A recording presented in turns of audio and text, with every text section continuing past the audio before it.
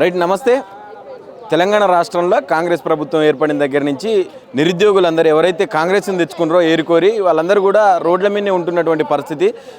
రీసెంట్గా జాబ్ నోటిఫికేషన్ల కోసమే కాకుండా ఈరోజు వాళ్ళకు ఏజ్ రిలాక్సేషన్ అనేది 34 సంవత్సరాలకు కుదించడం జరిగింది కాంగ్రెస్ ప్రభుత్వం. దాన్ని వ్యతిరేకిస్తూ ఈరోజు చిక్కడపల్లి లైబ్రరీలో నిరుద్యోగులంతా గలమిప్పినటువంటి పరిస్థితి కనపడుతూ ఉన్నది. మనతో పాటు నిరుద్యోగి కిరణ్ ఉన్నాడు, ఒకసారి మాట్లాడే ప్రయత్నం చేద్దాం. బ్రదర్, ఏంది పరిస్థితి? అంటే గతంలో ఎంత ఉండే ఏజ్ రిలాక్సేషన్కి సంబంధించి, ఇప్పుడు ఎంత కుదించింది? అన్న, నా పేరు కిరణ్ అన్న. గతంలో వయోపరిమితి 34 అన్న. ఇప్పుడేమో మొన్న చూసుకుంటే పొల్యూషన్ డిపార్ట్మెంట్లో నోటిఫికేషన్ పడ్డది, 20 పోస్టులతో వేసిర్రు. దాంట్లో 12 సంవత్సరాలు తగ్గించారు. 12 సంవత్సరాలు అన్న. ఇదే విధంగా ఈ గవర్నమెంట్ మన వ్యవహరిస్తూ ఉన్నది, అన్ని అవకతలకు వ్యవహరిస్తూ ఉన్నది. నిరుద్యోగులు ఒక్క ఉద్యోగాలు ఇవ్వకుండా మా ఏజ్లు తగ్గించుకుంటా ఉంటే మేము ఏళ్ళ తరబడి మేము కష్టపడితే మీరు ఉద్యోగాలు ఇస్తే మీకు ఇన్ని సమస్యలు వచ్చేటే కాదు కదా. నువ్వు ఎప్పుడు చూసినా ఉద్యోగాలు ఇచ్చినాం ఏడు ఇచ్చినావు. 70,000 ఉద్యోగాలు అంటున్నావు, మరి ఏడున్నాయి నీ 70,000 ఉద్యోగాలు? 16,000 ఉద్యోగాలు అసెంబ్లీ సాక్షిగా అబద్ధపు మాటలు చెప్పినావు. ఉన్న బీఆర్ఎస్ ప్రభుత్వంలో 50,000 ఉద్యోగాలు ఇస్తే పక్కనోడు కంటే నువ్వు పేరు పెట్టుకున్నావు మొన్న. ఒక పక్క ఉద్యోగాలు వేస్తలేరు, ఇంకో పక్క ఉన్నటువంటి ఏజ్ని కూడా కొంత తగ్గించే ప్రయత్నం చేస్తూ ఉన్నారు. మరి ఏంది అసలు నిరుద్యోగుల పరిస్థితి? మా పరిస్థితి అన్న చాలా దిగజారుస్తుందన్న. ఇంటి నుంచి మేము ఎంత ప్రాబ్లం ఫేస్ చేస్తున్నామో గవర్నమెంట్ నుంచి అంతే ప్రాబ్లం ఫేస్ చేస్తూ ఉన్నాం. ఇప్పటికిప్పుడు కూడా నేను ఒకటే హెచ్చరిస్తూ ఉన్నా రేవంత్ రెడ్డికి, ముఖ్యమంత్రి సార్ గారికి, మీ ప్రభుత్వం వచ్చినప్పటి నుంచి అన్నిటి మీద మాట్లాడిరు, అన్నిటి మీద చర్చించారు. కృష్ణ జలాల మీద చర్చించిర్రు, కాళేశ్వరం ప్రాజెక్ట్ మీద చర్చించినావు, ప్రతి దాని మీద చర్చించినావు. కానీ నిరుద్యోగుల సమస్యల మీద ఏ రోజైనా చర్చించినావా? బరాబర్ నువ్వు చర్చించినా, నేను 70,000 ఉద్యోగాలు ఇచ్చినా ఎవరు కాదు అంటారో వాళ్ళు నా తల నరుక్కుంటా అన్న రేవంత్ రెడ్డి. ఇప్పుడు కూడా బరాబర్ చెప్తా ఉన్నా, నీ తల ఎక్కడ పెట్టి నరుక్కుంటావు? నువ్వు ఇచ్చింది 16,000 ఉద్యోగాలే అని ప్రతి నిరుద్యోగి 30 లక్షల నిరుద్యోగికి తెలుసు. ఇక్కడ 30 లక్షల నిరుద్యోగికి తెలుసనా? అలాంటప్పుడు నువ్వు మాకు హామీలు ఎందుకు ఇచ్చినావు? 420 హామీలు ఇచ్చి మాకు మభ్య పెట్టినావు. ఇక్కడి నుంచే మేము 30 బస్సులు కట్టుకొని పోయినాం. 30 బస్సులు ఈ సిటీ సెంట్రల్ లైబ్రరీ వేదికగా ఈరోజు నువ్వు మొన్న అసెంబ్లీ జరిగిన దాంట్లో హరీష్ రావు గారు కానీ, కేటీఆర్ గారు కానీ అదే అశోక్ నగర్కి పోయి రండి అని మీకు చెప్తా ఉన్నారు. ఎందుకంటే దీనికి ఆ పేరు ఉంది, సిటీ సెంట్రల్ లైబ్రరీకి. ఇక్కడి నుంచి మేము ఊరు పల్లె తిరిగినాం. మా అమ్మ నాన్నలతో సహా పక్కింటి వాళ్ళకు కూడా మేము ఒకటి అడిగినాం, అమ్మ మా బతుకులు అయినాయి 10 సంవత్సరాలు, ఒక్క నోటిఫికేషన్ లేరు, ఉద్యోగాలు లేదని. కానీ ఇప్పుడు మీకు తెచ్చుకుంటే, మీకు తెచ్చుకుంటే సీఎం రేవంత్ రెడ్డికి నీ కళ ఒకటే హెచ్చరిస్తున్నా, నీ కళలో కూడా నువ్వు కనలేవు నేను సీఎం అవుతా అని. కానీ నిరుద్యోగులను అడ్డం పెట్టుకొని నువ్వు సీఎం అయినావు. ఈరోజు కూడా ఈ సిటీ సెంట్రల్ లైబ్రరీ వేదికగా చెప్తున్నా, నీ నిరుద్యోగుల్ని అడ్డం పెట్టుకొని మీరు సీఎం అయ్యారు, మీరు మంత్రి పదవులు తీసుకున్నారు, మీరు ఎమ్మెల్యే పదవులు తీసుకున్నారు. కానీ మాకే పదవులు ఇస్తున్నావు? మేము ఎన్ని రోజులు?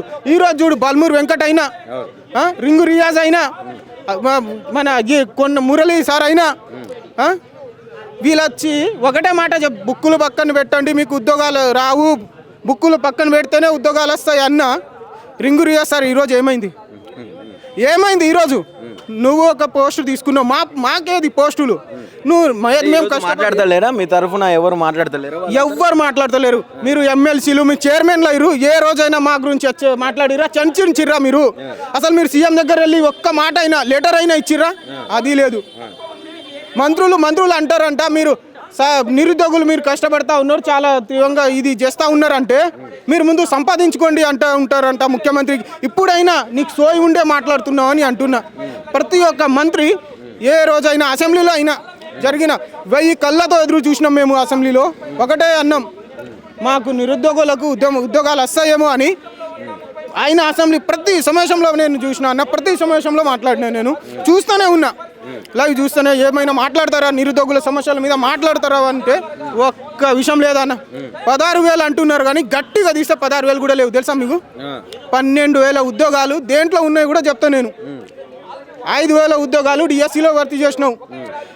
స్టాఫ్ నర్స్ ఏమో 3,000. దాంట్లో సీనియర్ జూనియర్ కలిపి మొత్తం కలిపితే నువ్వు వేసింది ఎన్ని? 12,000 ఉద్యోగాలు. 16,000 అని అక్కడ కూడా నువ్వు 4,000 అబద్ధపు మాటలు మాట్లాడినావు. ఒక సీఎం కూర్చుని నువ్వు దానింట్లో కూడా అబద్ధపు మాటలు మాట్లాడుతూ ఉన్నావు అంటే, అమ్మలాంటి అసెంబ్లీలో అబద్ధపు మాటలు మాట్లాడుతూ ఉన్నావు అంటే నీకు ఎంత పైశాచిక వ్యవహరిస్తూ ఉన్నావంటే ఆ రోజు 20 మంది నిరుద్యోగులు చనిపోతూ ఉంటే నువ్వు ఏమన్నావో తెలుసా? నాకు ఇట్లా ఉంటే హైడ్రా కూల్చివేత అయినా నిరుద్యోగుల సమస్యలైనా నీకు చెప్తే ఏమంటావు? నాకు ఇట్లా కూల్చేస్తే నాకు పైశాచిక ఆనందం వస్తుందంట. మా బతుకులతో చెలగాటం ఆడుకుంటా మరి నువ్వు పైశాచిక ఆనందం పొందేటోడు అయితే ముందే చెప్పాలి కదా. ఈ 420 హామీలు ఇచ్చి మమ్మల్ని ఎందుకు మభ్యపెట్టినావు?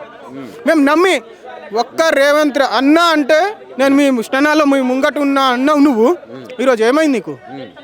అన్న అన్నందుకే మాకు పాతి పెట్టినావు. ఇప్పుడు చూడు ప్రతి దాంట్లో అవకతలు మా అడుక్కోవాల్సిన పరిస్థితుల్లో ఉన్నాం మేము. ఇప్పుడు ఇప్పటికైనా నమ్మకం ఉన్నదా? ఇంకా 2.5 సంవత్సరాలలో ఏమైనా తీర్చే ప్రయత్నం చేస్తాం? మాకు రేవంత్ రెడ్డి మీద కానీ ఈ కాంగ్రెస్ ప్రభుత్వం మీద అయితే అసలే నమ్మకం లేదు. ఉన్న నమ్మకం కూడా పోయింది. ఎందుకు పోయింది అంటే వీళ్ళకు కరెక్ట్గా ఏ ఎమ్మెల్యే కానీ ఎంపీలు కానీ మంత్రులు చదువుకోలేరు. వీళ్ళకు అసలు బుద్ధే లేదు. ఫస్ట్ చెప్దామంటే వీళ్ళు చదువుకుంటే మా గోసలు అరిగోసలు తెలిసాయి. 5 రూపీస్ ఫుడ్ మీ ముంగట తిన్నాం కదా అన్న.